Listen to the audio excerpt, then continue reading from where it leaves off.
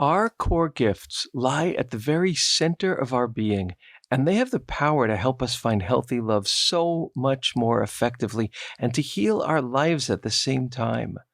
So, what are these core gifts and how can you discover yours? Stay tuned to this episode of the Deeper Dating Podcast to learn how. If you've ever been disillusioned, disappointed, or discouraged in your search for love, and you know there has to be a better way to find the healthy, soul-filling love you've always longed for, then you've discovered the podcast for you. I know, as Ken's work personally has led me to find the love of my life. So here's your host of Deeper Dating, Ken Page. Hello, everybody, and welcome to the Deeper Dating Podcast. I'm Ken Page, and I'm a psychotherapist, a coach, author of the best-selling book Deeper Dating, and the founder of the Deeper Dating Intensive.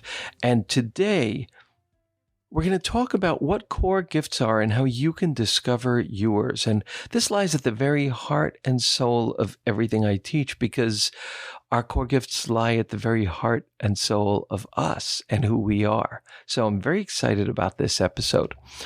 And I just want to say that in this episode and every episode, what I strive to do is to share the greatest tools that I know to help you find love and keep it flourishing and heal your life in the process.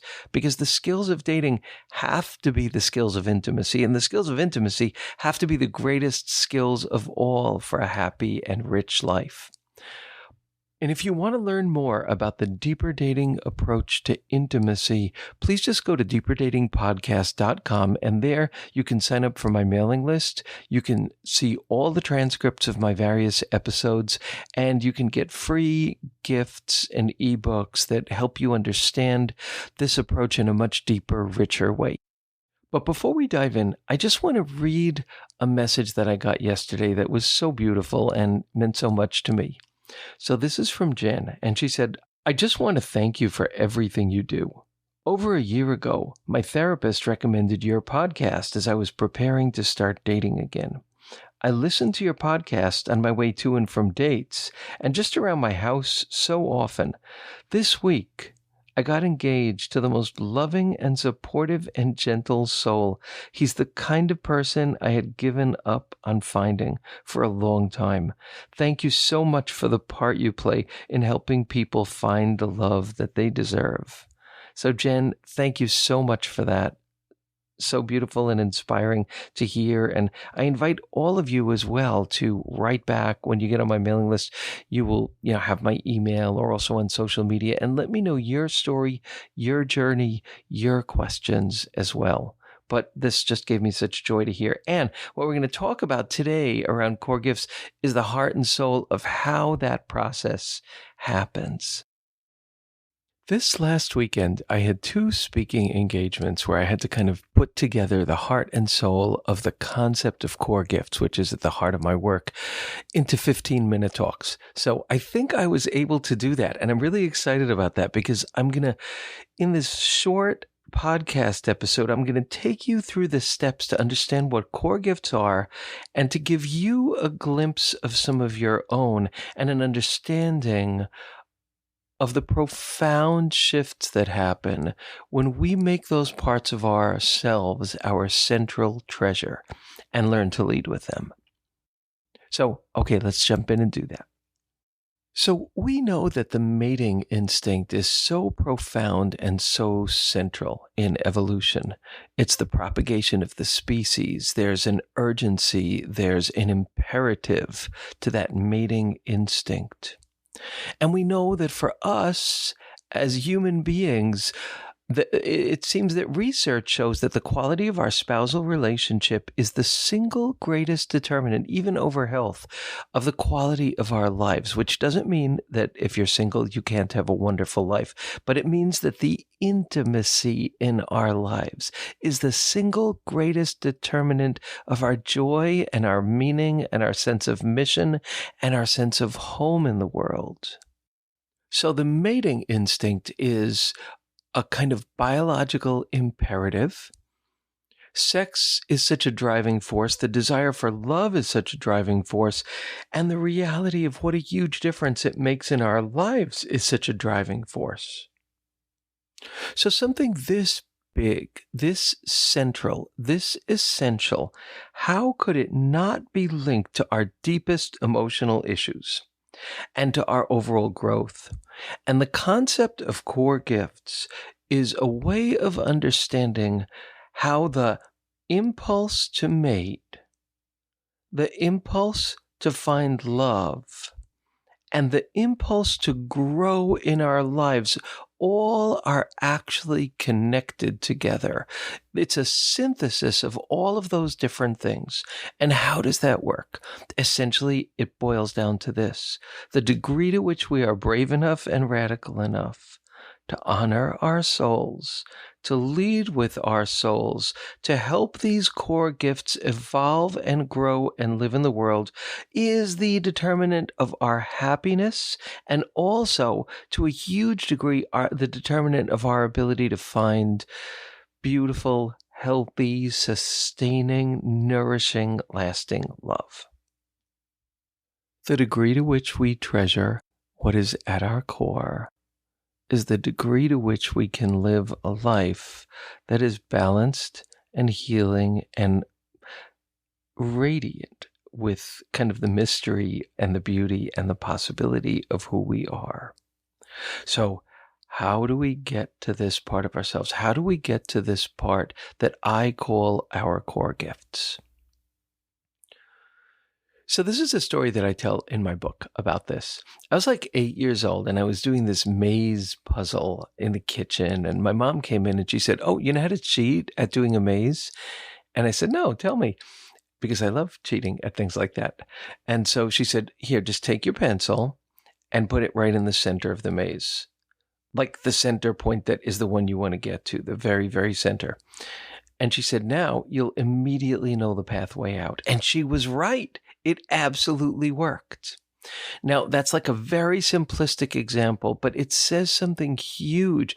When we approach our search for love and really our life from the outside in, we hit baffle after baffle as we look to kind of achieve our goals. When we start at the center of our being with a sense of treasuring and honoring and listening to the impulses, to the wisdom, to the essence that's generated from that place, oh my God, do we save time, and do we stop ourselves from banging into walls? The formula that I have seen and I talk about all the time here is this: the degree to which we treasure, not just accept, but treasure and back and champion and honor and listen to our core gifts, is the degree to which we're going to end up sexually and romantically attracted to people who are good for us. How amazing is that?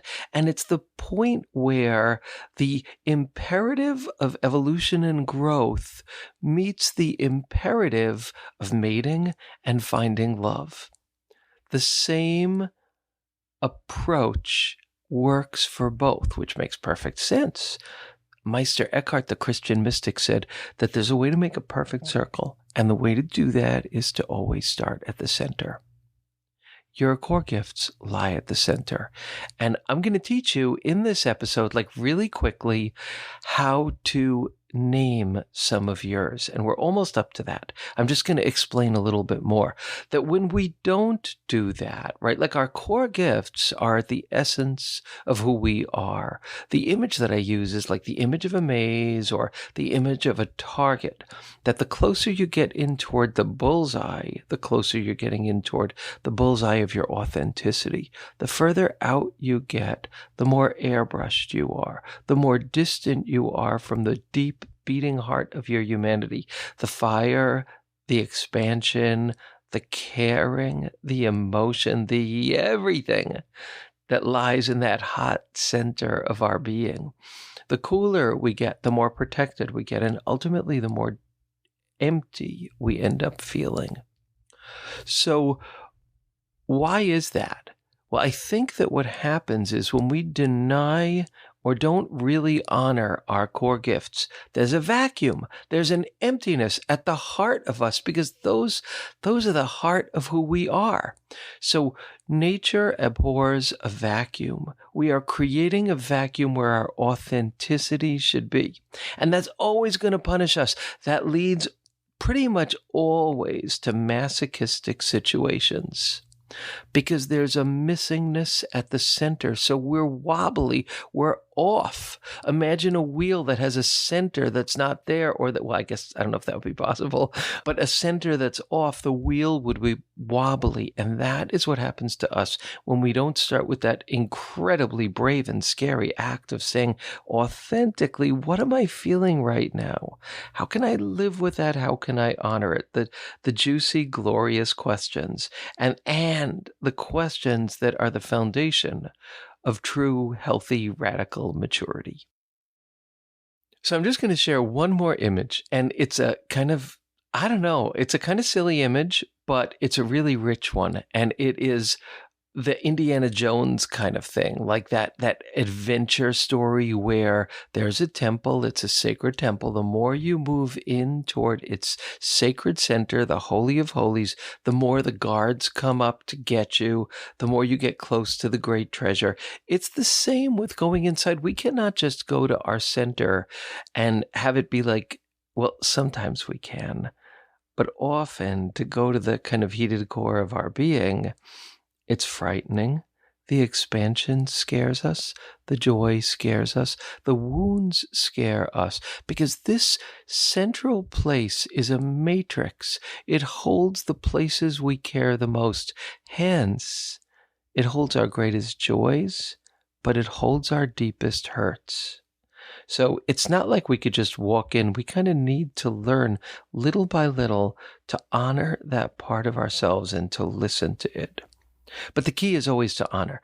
But anyway, it's kind of like that journey.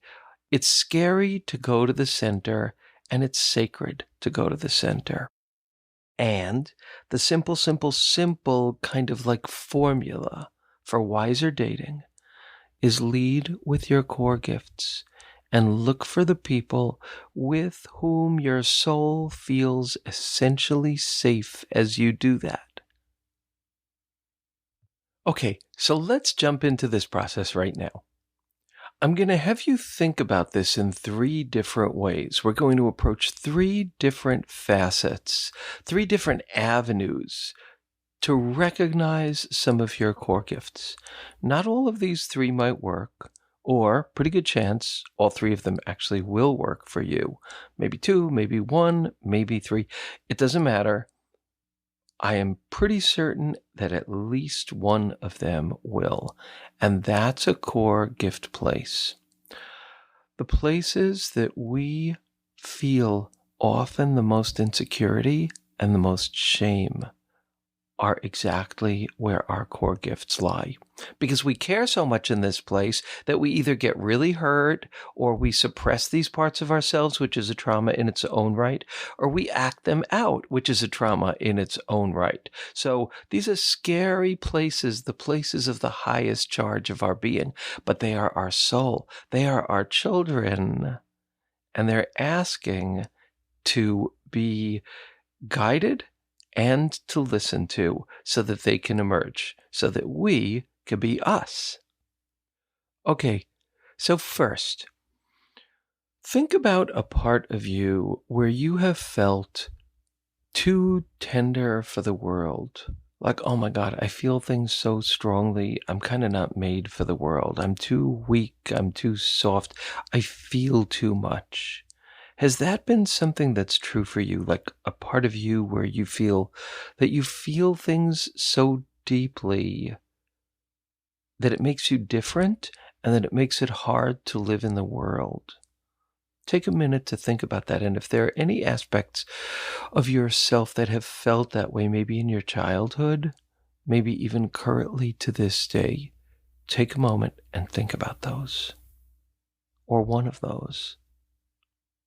That's a core gift place when we feel that we're too tender for the world, when the nerve endings of our heart are so sensitive that the world can be hard to bear, or we feel that we just don't fit in.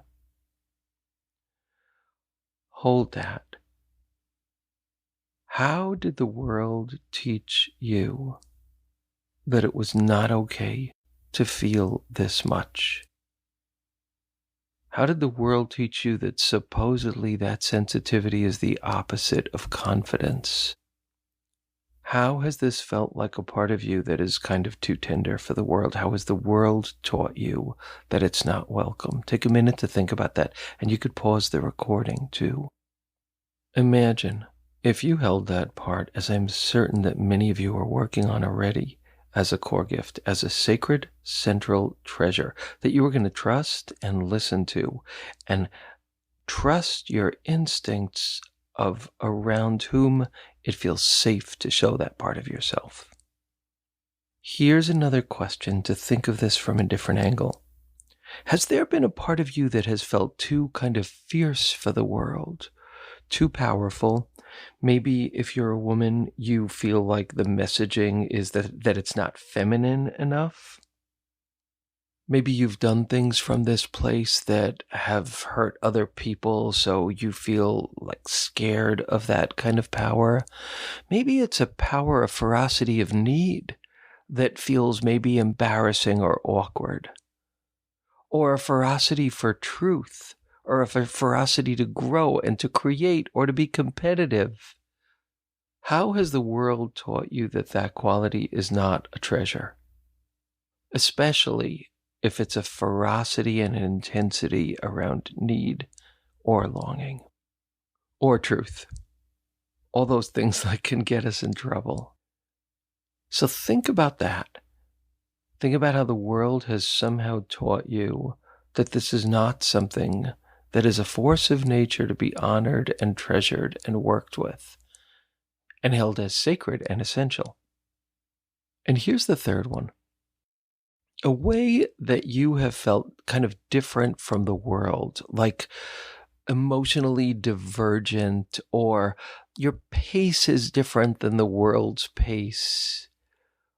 The way you experience emotions or the way you process your life experience makes you feel like maybe you're from like a different place, like you're not from this tribe, you're from somewhere different, or you just feel odd or different in the ways that you understand life, in the ways you want to move, the ways you want to act, the ways you want to react. Take a minute to think about that. Those are core gifts of your deep creativity, of your uniqueness. And because we're herd animals, they're kind of scary, or they can be scary. So how has the world taught you that there's not space for those parts of you? And again, you can pause.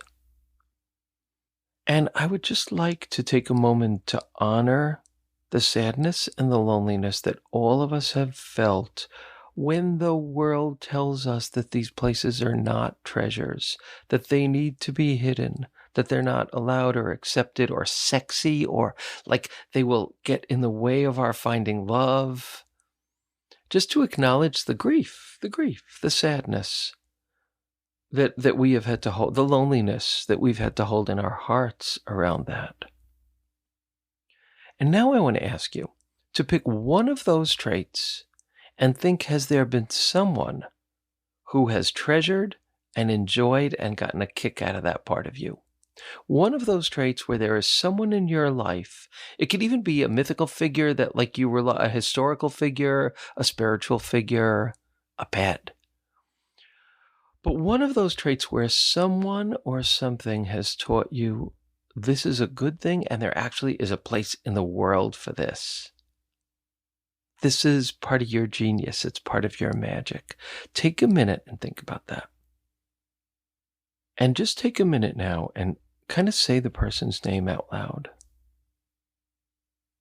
And take a minute, pause the recording if you can, to just riff on how it made a difference in your life to have someone who treasured this part of you and what it felt like for you to finally have that. Take a minute to riff on that because these are foundational concepts. And this is a way that we can discover our core gifts by noticing what's at the center that has felt like it hasn't fit into the world. Our deepest insecurities reveal our greatest gifts. And of course, our deepest joys also. Anything where we feel the most, those reveal our greatest gifts.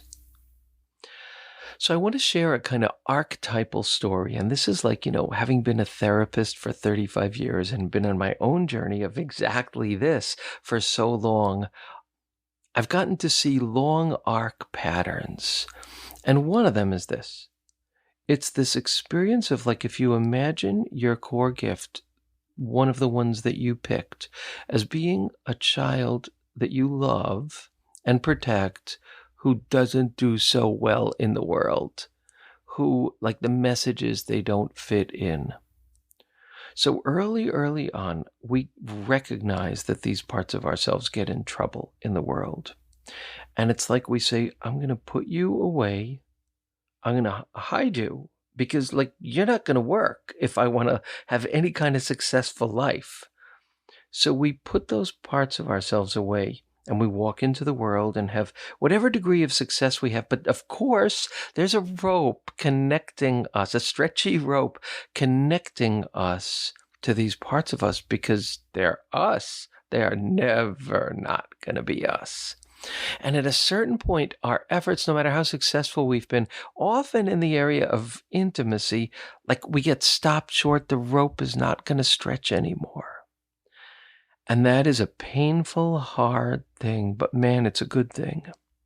Because then we do this archetypal task of going back to those treasures, those children of ours that we have said no to. And Edward Hallowell says this so beautifully. He says, the child that needs your love is not the child you pictured you would have.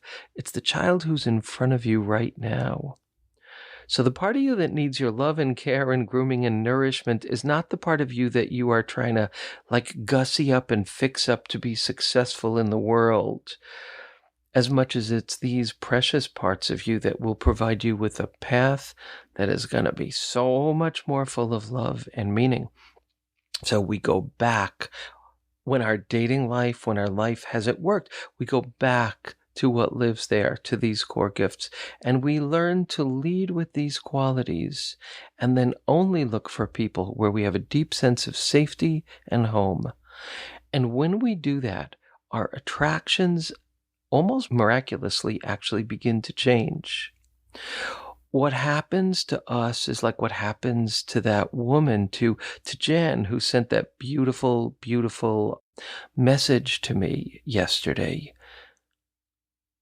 We kind of realign and reorganize, and we are drawn to, and we draw healthy love so much more beautifully. And what happens at the same time? We heal our lives, because this is the place where the imperative to evolve and the imperative to love and the imperative to mate all join together. And it's a sacred and important place. And that is why your search for love needs to be kind of this profound, this real, this authenticity based, this sacred. If you don't feel like your world is changing and your dating life is changing, I encourage you to try these concepts, to hold them close to your heart, to try them. My podcast talks about it. My book talks about it. My audio course talks about it. My intensives talk about it. And I just encourage you to continue exploring. And please reach out to me. Let me know your thoughts and your feedback. Thank you so much for being on this journey with me. And I'll connect with you on the next episode of the Deeper Dating Podcast.